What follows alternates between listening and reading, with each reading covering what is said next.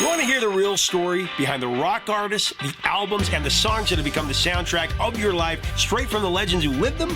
I'm Adam Reeder, the Professor of Rock, and on the Professor of Rock podcast, we go deep into the heart of the music that defines us and our greatest memories. Exclusive interviews, behind-the-scenes moments, and the untold truths of rock's greatest hits, told by the artists themselves, stories you won't find anywhere else. If music moves you, this is your backstage pass. Subscribe now to the Professor of Rock podcast. Welcome to Talk Cosmos, the show where Sue Minahan and her panel of guests bring you insightful conversations to awaken consciousness for soul growth.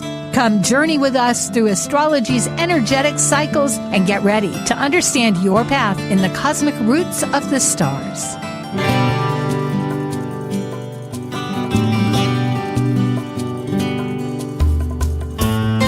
Hello, everybody. I'm Sue Minahan. This is Talk Cosmos, and today we're talking about the new moon in Cancer, 4 degrees. And I need to be right up front, transparent. Not only did we schedule this ahead, because there is the various things happening, plus the solstice, but we are pre-recording. So this is on the 12th that we're actually pre-recording this, and it won't be for 2 weeks. You can already see that Jupiter in Cancer, which is mutual reception to Mercury, not Mercury, but Venus in Cancer.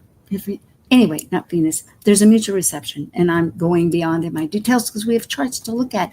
But the fact is, this is a very personal time. It's a time of a reset of what it turns out to be for the United States, impending a Jupiter return in Cancer, where our philosophies and belief systems, our laws, is being once again transmuting. What isn't being transmuting?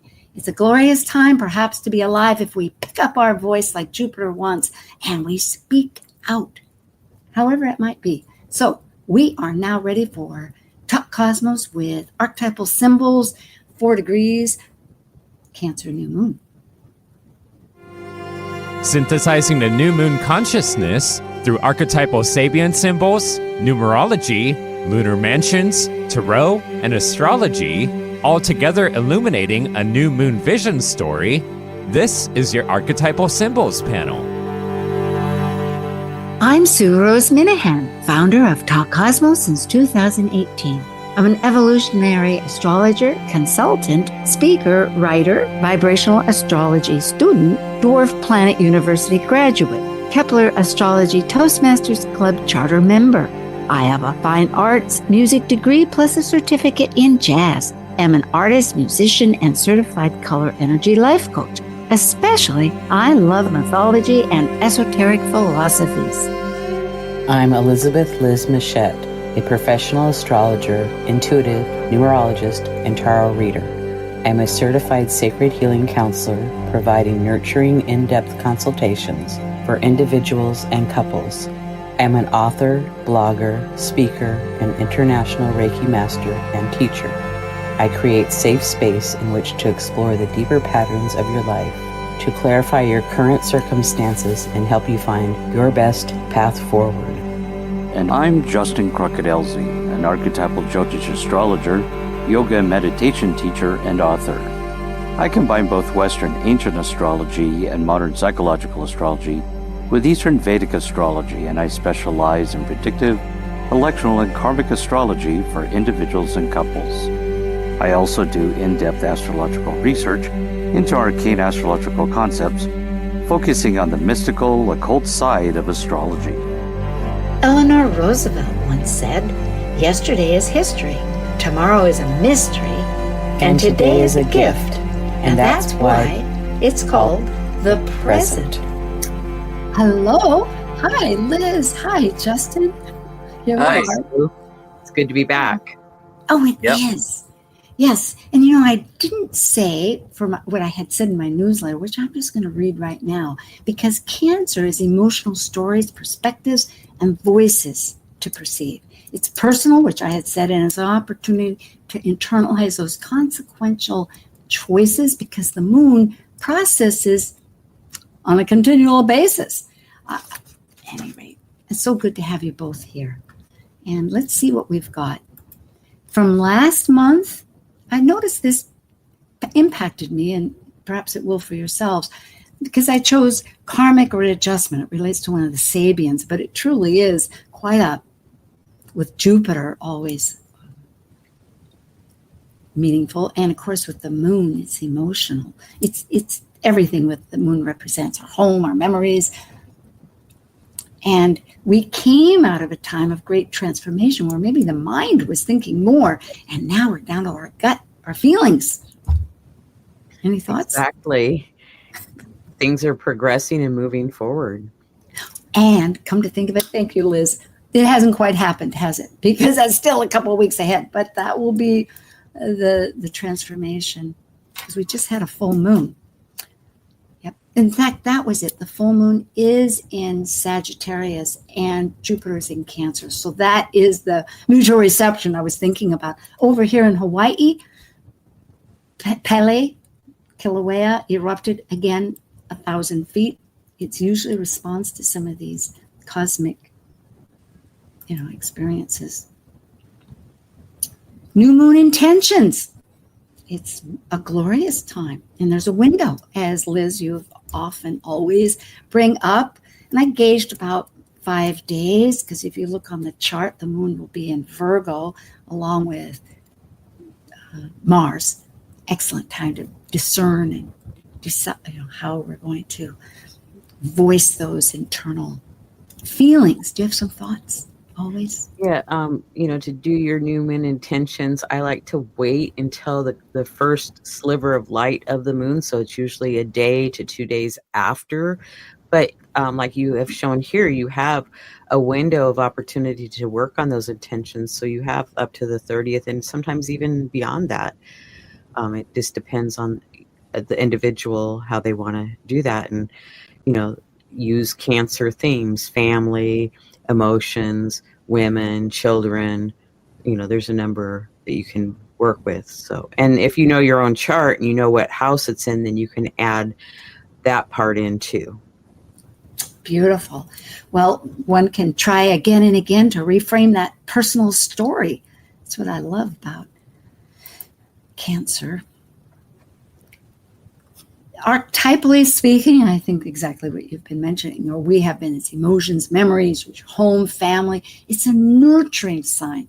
The Cancerian people and the moon nurtures. It wants to protect, to defend. It's foundational. It's our stories. And the moon is constantly, it's the fastest moving transiting planet. It's a luminary, but still we call it a planet. 12 to 13 degrees a day, and every 2.5 days changing signs. So it's rapidly affecting charts, people, feelings, anything else. Expand on. That's why you can, feel a certain way one day, and then a couple of days later, your feelings totally change because that moon is shifted into a new sign now. And so now it has a different energy with it. And so it's kind of good to know the different energies of the moon, and then you can be patient with yourself or other people around you. It's like, oh, why they're all over the place. What's wrong? Justin, anything? No, I think you got it covered. Okay, well, it is out of bounds, folks. It was 26 degrees last time. It's 28. It's a 10-year cycle.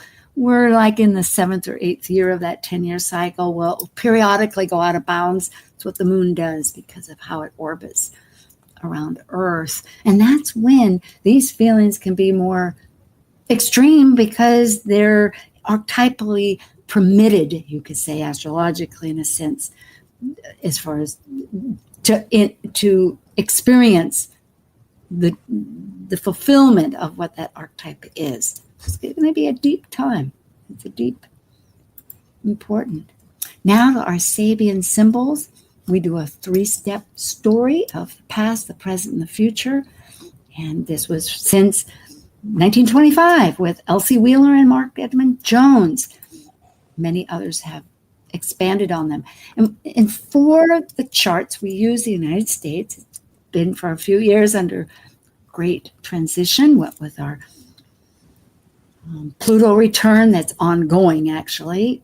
because it was a long war and very meaningful, along with a Chiron return and etc., as we know well living here.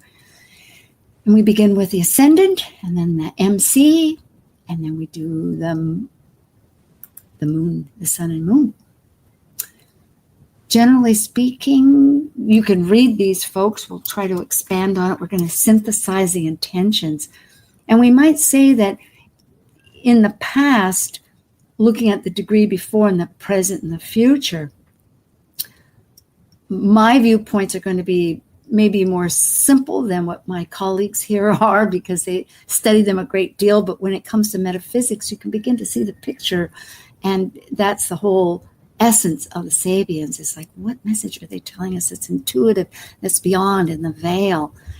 And really, it is this where our incarnation, you could say, has a possibility that brings out the soul in an individual. Might be a great teacher or not.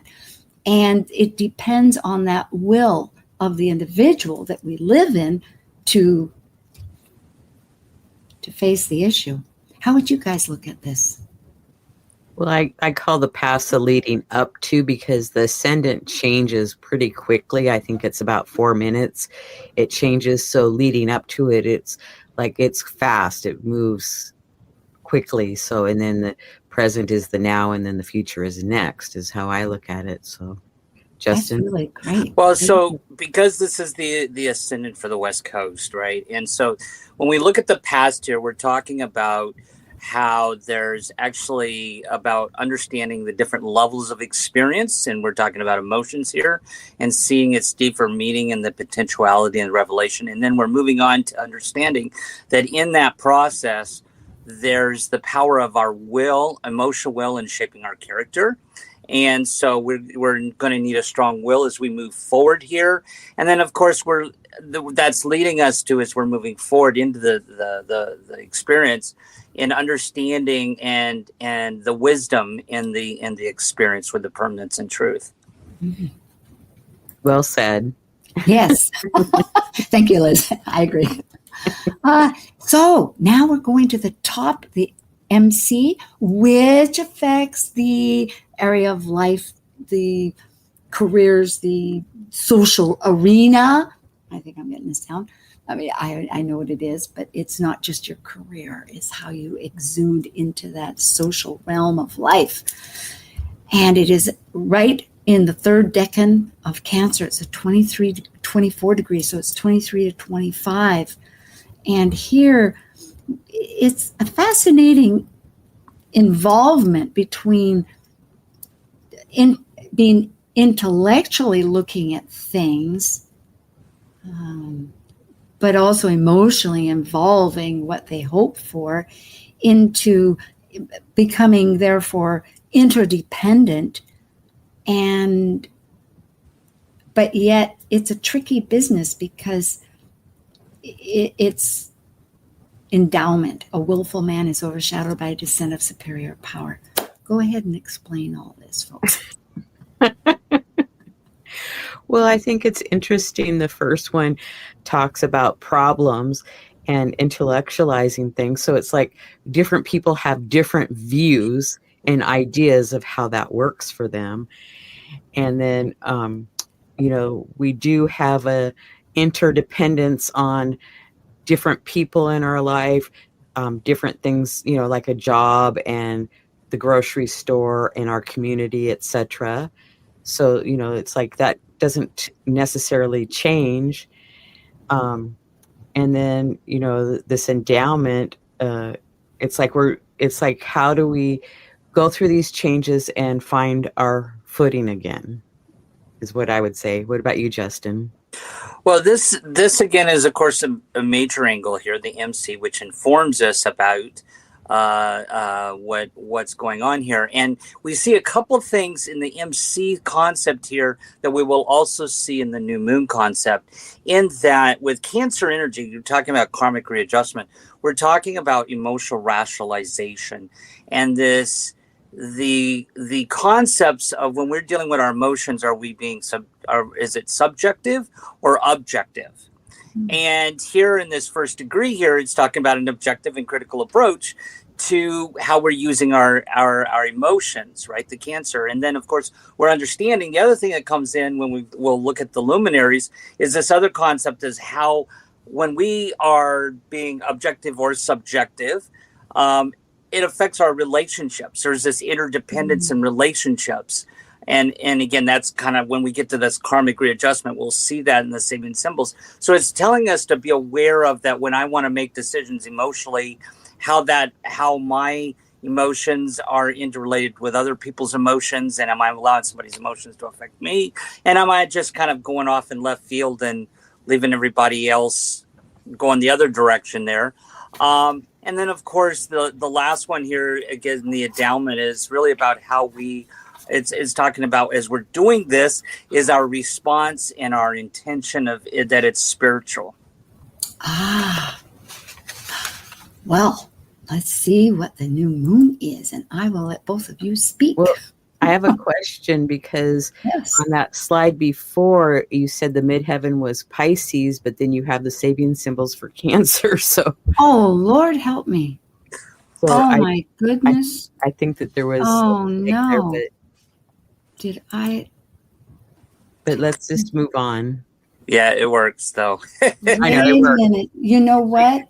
I'm checking what I typed. There's no mistakes. It was meant to be. It's meant to be. Well, it's a pretty powerful moon, isn't it? Yeah, so let's just go on to the moon. Okay, thank you, Liz. Goodness gracious. Mm-hmm. All right. So if we synthesize these, if I can kind of give you my thoughts on this. So this is, and I've seen this in people's charts where, the first one is a testing of will. And we saw this in the degrees of the ascendant, where it's talking about character and testing and the strong emotional will. So there's something here about character and strong emotional will as we're moving forward in our current experience. The second one here is a cat arguing with a mouse. Now, I always loved this because Tom and Jerry was my favorite show as a kid. So, this always reminds me of it, but it's about emotionally rationalizing things, an attempted self-justification. We see that many times. We'll want to do something and we'll emotionally rationalize it. It's a very subjective approach, right? Back to the subjective and objective. And it's talking about how we have to kind of be aware of that, especially when Mars or Moon are in Cancer, how we're emotionally rationalizing something. But then it's talking about what's the outcome of that. If we're not too objective, but too subjective, then we, at a railroad crossing, an automobile is wrecked by the train. It's a karmic readjustment. It's where the tragic results when an individual's will pits itself against everybody else, right? So again, there's that interdependence of relationship. So I think that's kind of what I get out of this is a time of just kind of watching how our emotions are playing out in Cancer. Take it from a Cancer, and how we are objectifying or subjectifying our experience and kind of look at how everybody else is doing as well. The interdependence relationship. That's what do you think, Sue or Liz? I like what you said. And everybody, I want to make a comment that everybody has Cancer in their astrology chart somewhere. Yes. So even though if you don't have a planet there, you still have it somewhere in your chart. So it's like you can relate to it regardless. And beautiful. Plus we have a moon, and the moon in some ways, relates to it. But this is fascinating. I like very much this idea of the interdependence, the will, the feeling of the argue. Well, I guess it's argue. The struggle, the toggle between the mind and the heart that's going on. And particularly now we're still in that Gemini, the Sagittarius full moon just a couple of days ago, and going on, which will be a Virgo third quarter, which is moon, Mercury oriented. And then we'll go into this Cancerian cardinal action, because right now it's mutable. But in the last one with karmic readjustment, I know this idea that, and would you say then, instead of the negativity, which Dane Rudshar himself says, rather than negative, we learn through process of failing, trial and error, I suppose, or failures and lessons, but like making lemonade out of lemons, a bit, although right now, I don't know to what degree we can make a lot of lemonade out of what's happening, but well, yeah, he talked about that, sometimes when we have a very subjective way of looking at things. We don't want to look at it objectively. Screw it, I'm going to emotionally rationalize something. Well, then we run into a challenge, and we've created a destructive experience where we're going to, let's say our mom says that the iron's hot. I'm going to emotionally rationalize, say, no, it's not. And I touch my hand, and I have to burn myself in order to learn a lesson here, right? Because, so there's that karmic readjustment. I think it does really, there's a deeper spiritual thing. I agree with you, Sue, on the spiritual experience, that there's a karma involved here.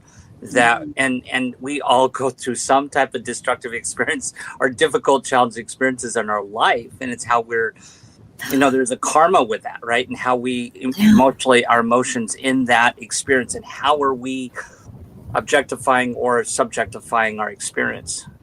I think it's always good to bounce things off other people. That's, so that we get in another objective experience from somebody else, from a friend or something. And it seems that's exactly relates to one of the Sabians. And I will have to pull out the 23 to 25 Pisces, because it's at the very end, and I'm sure it's more spiritually based. It usually is for Pisces, yes. Yes, exactly. One comment, it's like if life is really smooth, we don't make changes in our lives. So when we hit a road bump, and it doesn't have to be super destructive, it can just be, there's a detour. And so then we have to make an adjustment. So that I like that. So, but go ahead and. Excellent. And we all have that thing we're learning about, our strength of our emotional will, right? It was talking about is through these. Everybody has a challenging experience in life. Nobody gets off of this planet easy. No.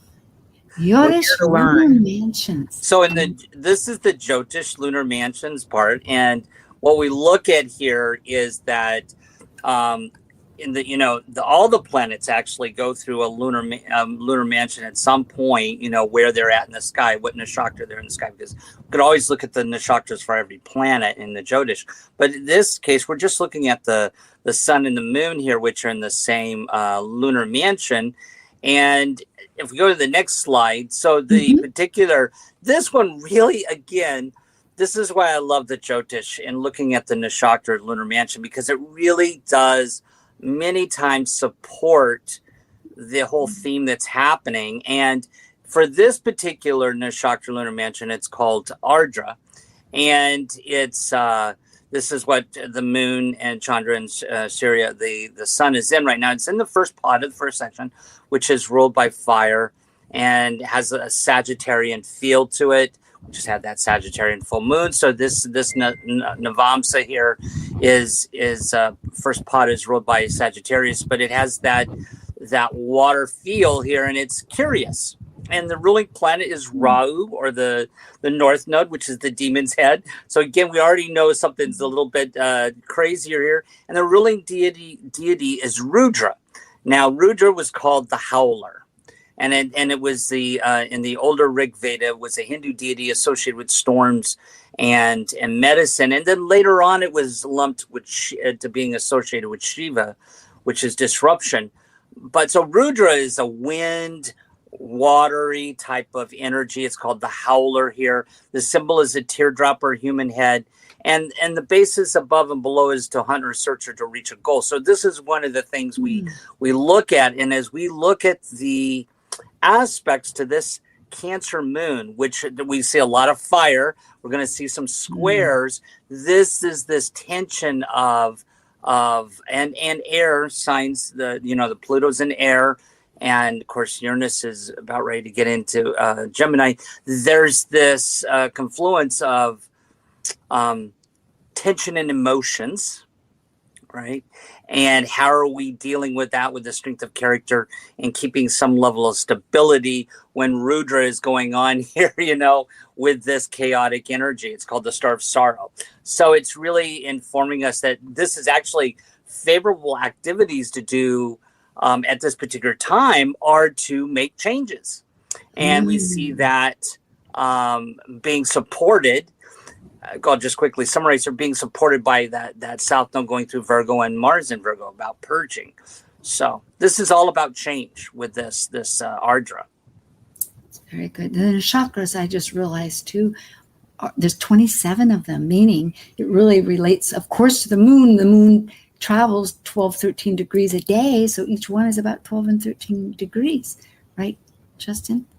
Yeah. So that's a beautiful categorization or denotation of how this relates to a degree.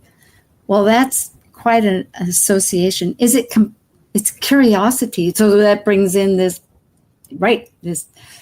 one that we're currently this in. Gemini energy and Sag energy that's affecting us. That we're coming out of the Gemini into Cancer, but that Sagittarius is affecting that as well.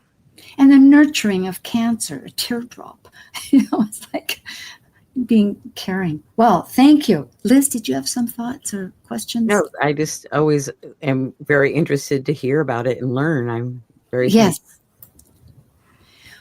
Okay, the Arcana we have for Cancer, the Chariot, and for the Moon, Chariot's number 7, and the Moon is 18.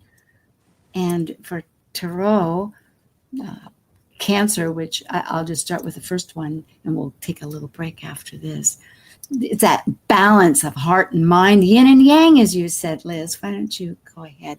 This is something because, you have the white and the black on there, so it's very, yin and yang. So it's trying to accomplish balance, and there's like lots of hard work. And I always think of the Chariot as a scout that, he's like goes out in his chariot and kind of like circles the area and maybe scouts out like, okay, well, we could forage over here, or we could move camp to over here, or that.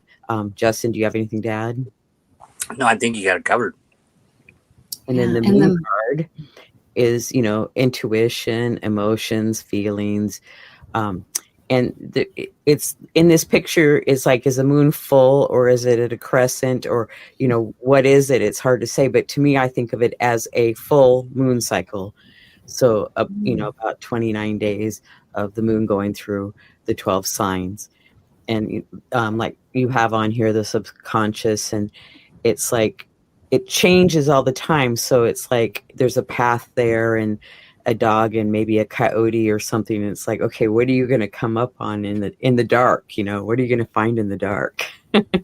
That's a good point. And the other side of the moon we never see. It's always, I think now they have pictures and whatnot, but generally it only shows its one face, which is so amazing because Cancer is so private. It's like we have that deep part of ourselves that's personal, truly personal.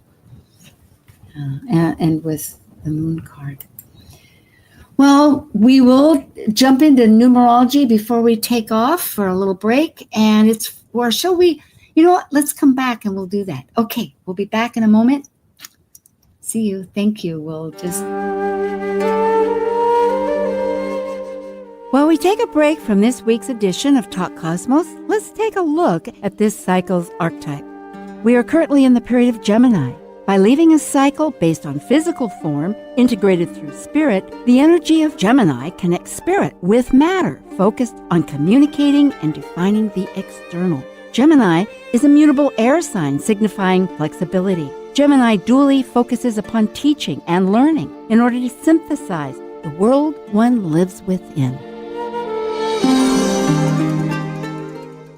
Talk Cosmos brings insightful conversations to awaken consciousness for the soul growth with hour-long programs. Talk Cosmos weekly programs are also available to watch live on the Talk Cosmos YouTube channel and Facebook page. While you're there, make sure you click the like and subscribe buttons so you get the full Talk Cosmos experience. Or if you'd rather listen to the show archives with audio only, the entire podcast collection since 2018 is available on most podcast carriers. And to find out about upcoming programs, sign up for the newsletter at talkcosmos.com. So grab your coffee, tea, or kombucha and enjoy the show. Tell your friends about Alternative Talk 1150. So, number 4, practical, loyal. It's service, it's a foundation, and hard work. You know, it's holding up 4 corners, stability.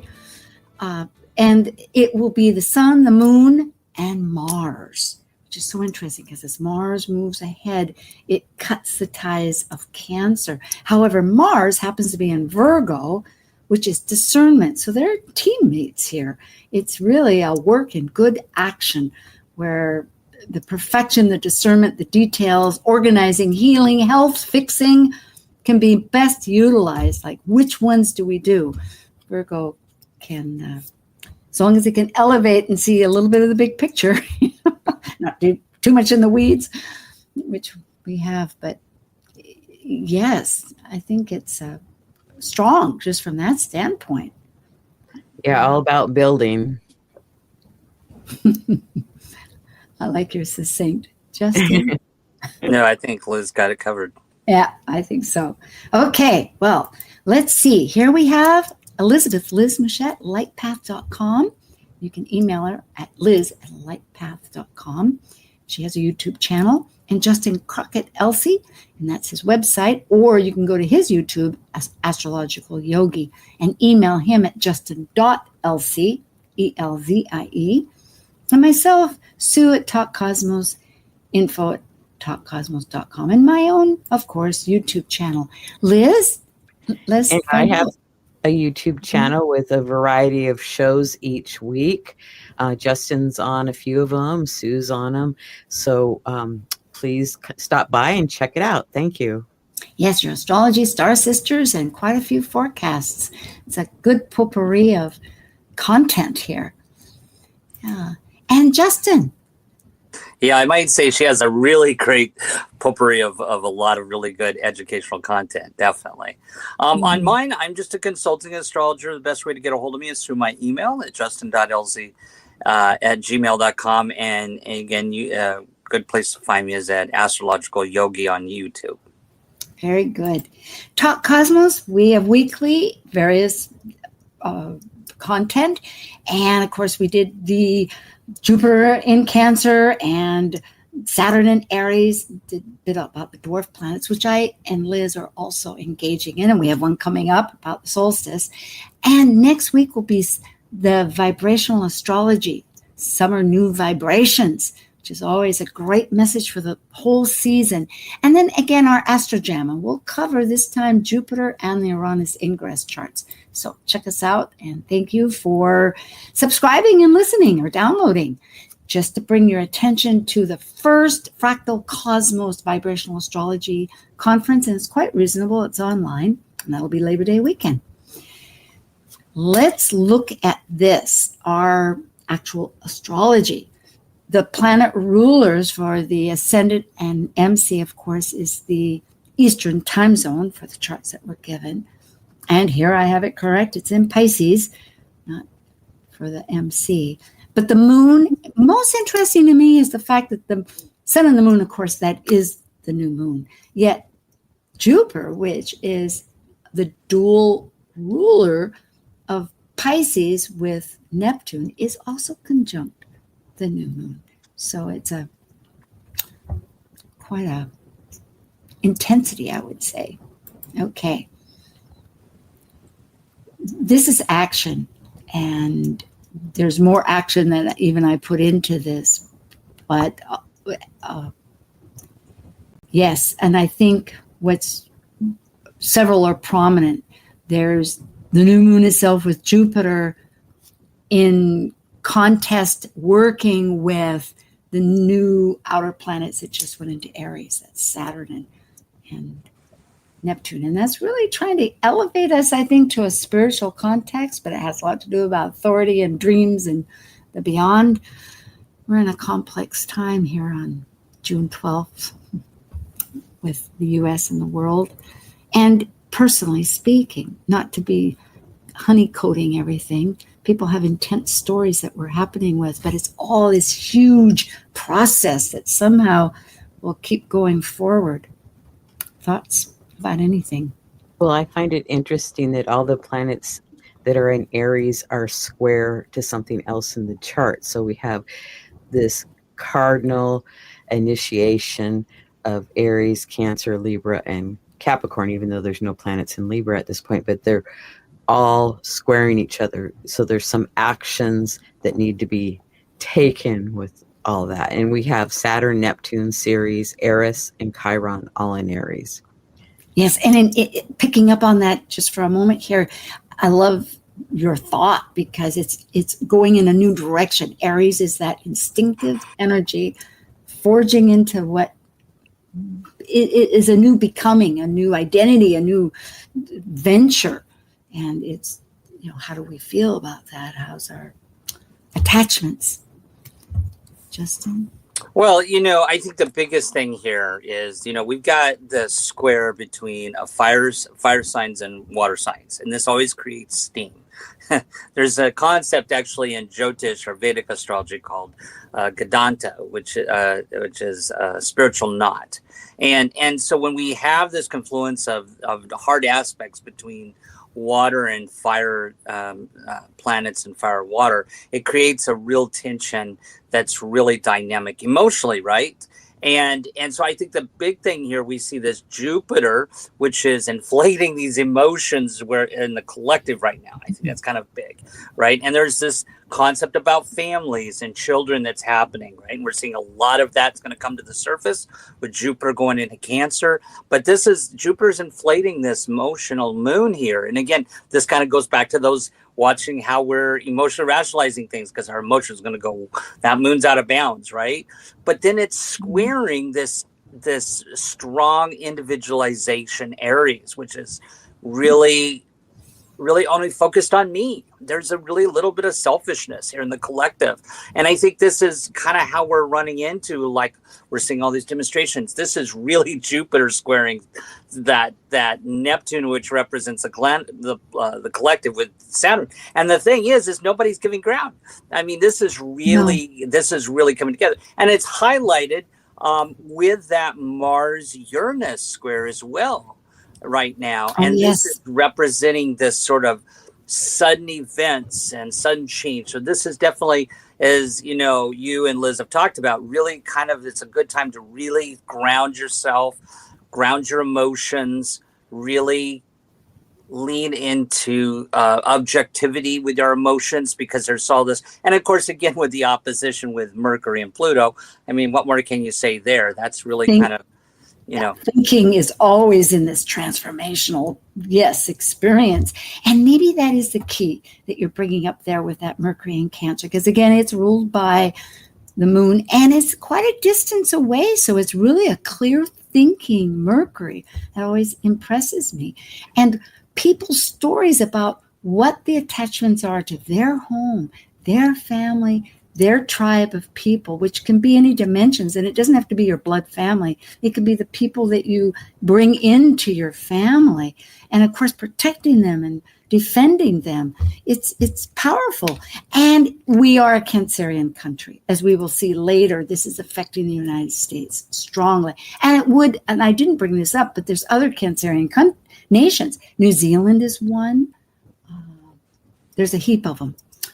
Well, and I would say that this new moon, with all this action going on, it's like, do I move closer to my family, or is my house too big, too small, or does somebody need to move in with me in my family, or somebody that I care greatly about because they just need extra help? So those are big considerations at this point. Or do I live in a place that I feel safe and secure? Yeah, and beautiful point. Really, you can change your home environment, which again changes yourself. You may want to go travel around the world. Case in point here, we don't. And it's okay, but I happen to acquire, and I think I've mentioned this before on other panels, but furniture that somebody was giving away right in our complex, it works perfectly. It's like suddenly we have a new environment. And it's supportive. So well, and to Liz's point, this kind of leads us to the next step, which is this Virgo energy, which I went back and I looked at the Sabian symbols for the midheaven, which relates to purging and also relationships. Again, there's another thing about living on a small island close to people. And both of you, we all three have lived on islands before, and so we understand that. And there's sort of this Virgo energy that's also playing this role over here with the South Node and Mars. That's saying, okay, it's a good time to purge things, to fix things, to organize things, to strategize, and that's in July. For everybody, Mars will be in Virgo. It's a good time to organize things and to strategize. I'm so glad. There are times a friend in need is a friend indeed. And I think when it comes right now, Mars, the action guru in Virgo that says, hey, I can sift this out, get it so it's not so overwhelming. Good news. So we have some minor grand trines, or they're called talent trines. There's 2 of them here that Sue has drawn out. So three actually. Oh, okay. And so I kind of no, maybe it is 2 because forget the Black Moon Lilith. That's my boo-boo. Wrong one. There's 3 of them. But go ahead, Liz. So one we have Uranus, Saturn, and Pluto involved in, and then the other one is the Sun, Moon, and Jupiter with Mars, and it looks like Vesta and Hygeia, right? No, it's not Hygeia. No, that's Haumea. Haumea, yes, the planet of rebirth, along with the hearth and our alliances. Like, how are we rebirthing? What's really going to support the fire, the flame, the hearth of our marriage, of our relationships, of our, not relationships so much, but alliances. Well, and I think, we look at these sextiles and trines are also an easy flow of energy. So I think this is also something we've been dealing with, a long-term aspect here with this Uranus-Pluto trine. That's really kind of, even though that Mars squaring Uranus is not a long aspect, but it's kind of coming in and hitting everything. But this is a longer aspect that Uranus is trining Pluto. I think this is a big reason why we're seeing a lot of what we're seeing. But it's an easy flow right now. So this is a time where we're more apt to make changes and easy to make changes with that flow. And they're applying to each other. I'm glad you point that out, because in July, on the 7th, it'll be exact at Gemini, and Pluto is retrograding, so they will. And that's an air energy there too. So getting back to, dealing a lot with this a lot of communications and a lot of thinking going on in the collective at the time. So I wanted to make a comment about Mars being the one focal point and Saturn being the other one. So what Justin had said about, cleaning out and releasing things, and Saturn is like wanting to set a new foundation or a new structure, like what you mentioned, Sue, that you got new furniture, so it feels like you recreate place. So it almost feels like you had it remodeled, even though you didn't have it remodeled. In a sense, it was really where the cosmos comes and answers. I know it was literal, though, something I had been kind of thinking about in different minds, but without going through the expense of remodeling. Hey, we've got a new show right here. Yep. Point of Thales, there's a focal planet, and it's trine sextile to 2 others that are in opposition, so it's a mitigation. It helps. And actually, if you go back to that just for a second, Sure. So the AB is in opposition always. So the AB, and this is a geometric theorem, and it's about a completion of a cycle here, because we're starting with an opposition. And then going, with the trine and then the sextile. So it's a completion of a cycle, completion of conceptually of these 3 things. And A and B is always the opposition planets there. Well put. There's 4 of these. That's most important here. And itemize them just for simplicity, because there's a lot to look at. So what we're looking at is a wedge, as they call it. And I have them Venus, Mars, Uranus, and the North Node as far as just speed, you might think.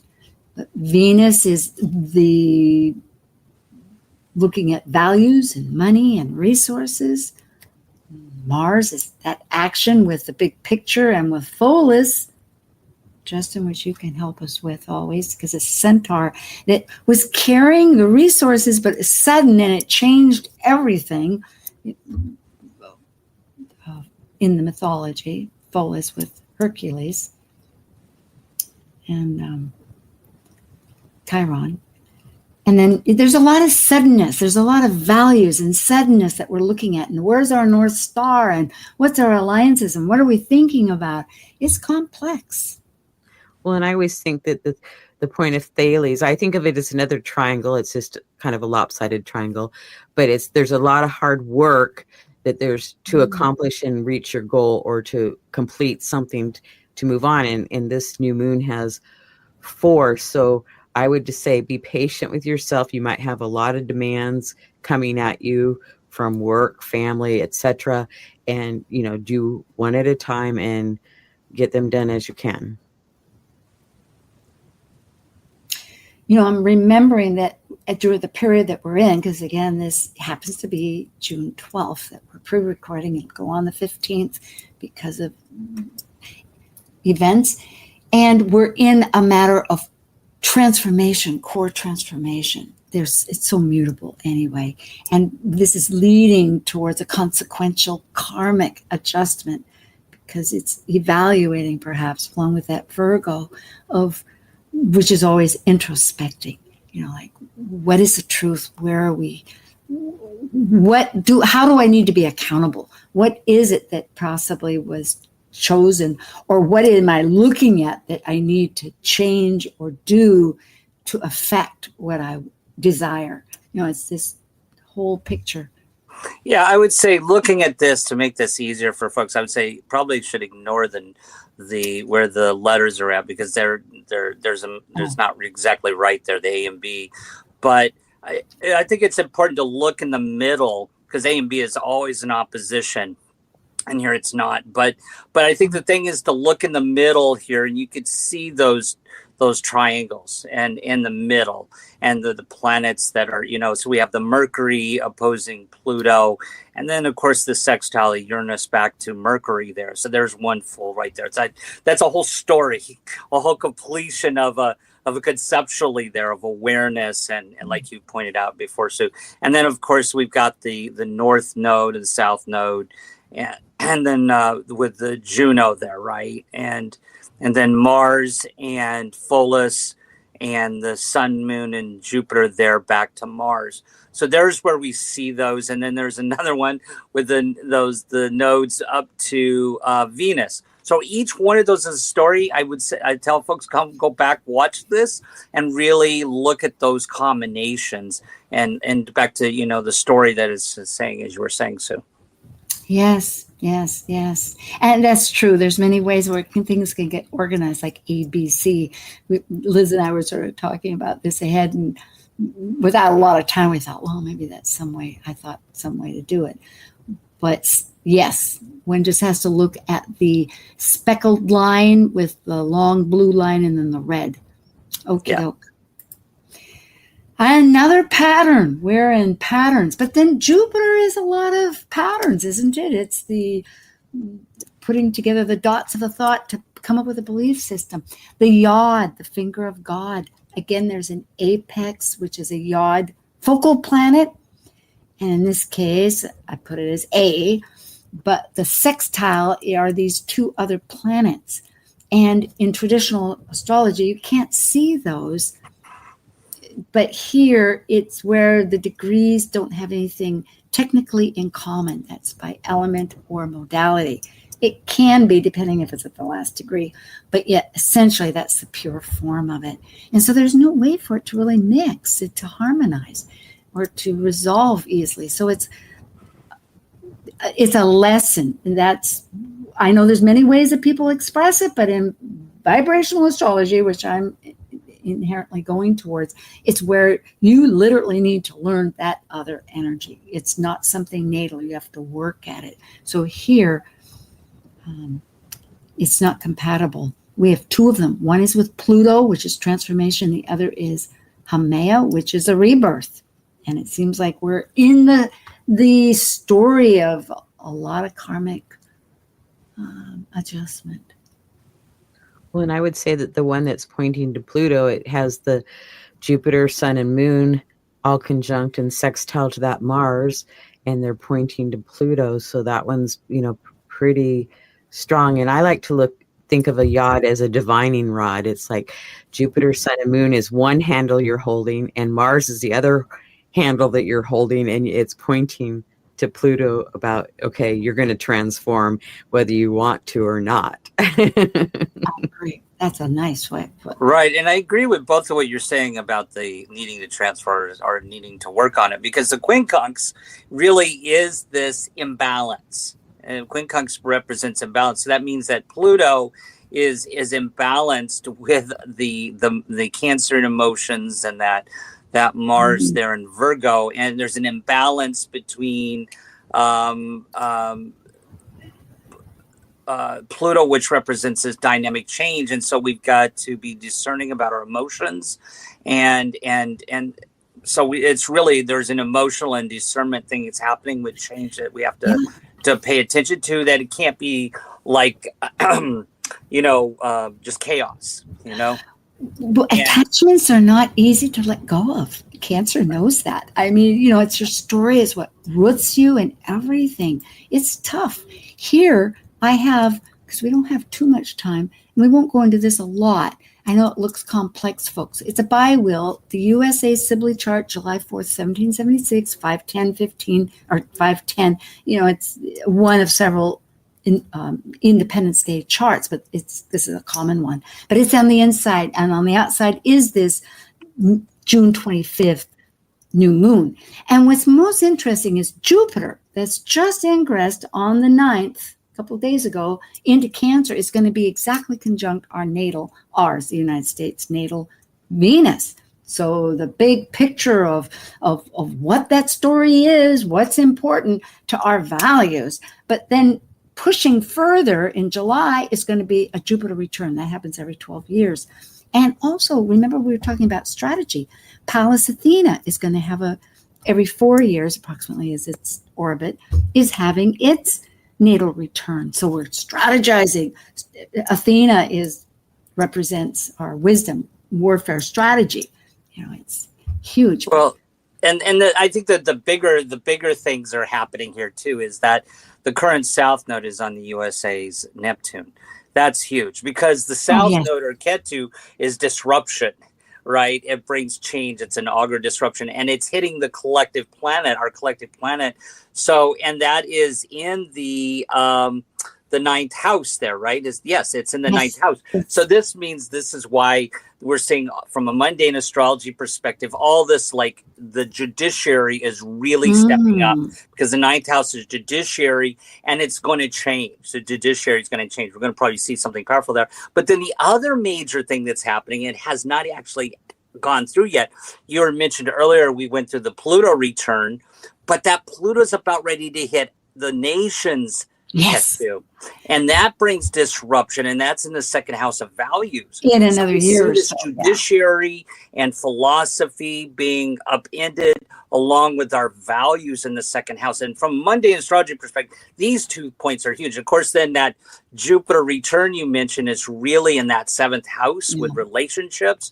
And it's all about, that's where it's going to go back to. If we think about the Sabian symbols, talking about our interdependence and relationships, there's a big point right there. And it's a natural evolution that we're experiencing, that we need to, it's meant to be processed. Well, what did Liz think about that? I'm just curious. Liz didn't get what's your big picture? Can we go back to that slide? Go back to the slide? Okay, you betcha. Well, kind of, I would just say that with Pallas Athena, it's like we have to really tap into our inner wisdom and come up with a new plan, because the plans are changing constantly. And I don't know what day that happens, because Pallas is still retrograde. So it's probably a little bit. It may be a ways out. You're right. It could be that toggle, that energy where you feel it, but it hasn't quite smacked. But we're look at that, and look at that. The nodes are currently the Mars at the bendings. The U.S. Mars is squaring the nodes. Yeah. Right. And so yeah. Liz likes to talk about the bendings a lot of times when planets square the nodes. I'm curious what you think about that, Liz. Well, it's like the information is being told. It's like it changes so fast and you're getting so much information with that Mars and Gemini. It's like don't overreact until you know the truth. Well, in evolutionary astrology, that is where it is critical, and you're looking at the past and the future and integrating them. And so how we activate is really, we all look at Mercury. And again, we're in that zone, but we're going again with our gut, going towards the beautiful emotional body of the moon. Well, goodness gracious, we will. Wise. So we'll be back next month. And Liz. What was that? We'll be back next month. Well, we will. The story goes on, and may you all have blessings of strength and heart. Thank you. Thank you for joining an insightful conversation on Talk Cosmos, the show where Sue Minahan and her panel of guests awaken consciousness by connecting soul growth patterns with astrology's energetic cycles. Be sure to tune in next week, same time, same place, to continue your journey through the roots of the cosmic pathway.